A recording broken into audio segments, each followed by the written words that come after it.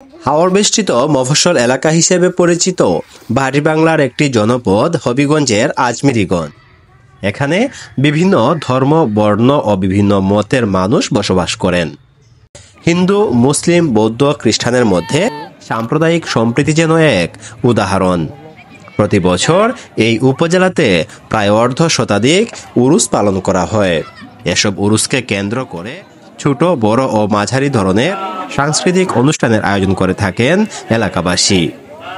উরুসের পেছনে বিভিন্ন সময় বিভিন্ন জায়গায় মদ্যপান ও গাঁজা সেবনের অভিযোগ পাওয়া যায়। তবে প্রতিটি উরুসকে ঘিরে ওই এলাকায় যেন আনন্দঘন পরিবেশের সৃষ্টি হয়। আর এই আনন্দ বাড়িয়ে দেয় উরুসকে কেন্দ্র করে বসা খেলনা সামগ্রীর দোকানপাট। এ যেন মেলায় পরিণত হয় উক্ত এলাকা। আর সেই মেলা দেখতে ভিড় জমান শিশু, কিশোর, বৃদ্ধ সহ বিভিন্ন বয়সের ও বিভিন্ন শ্রেণী পেশার মানুষ।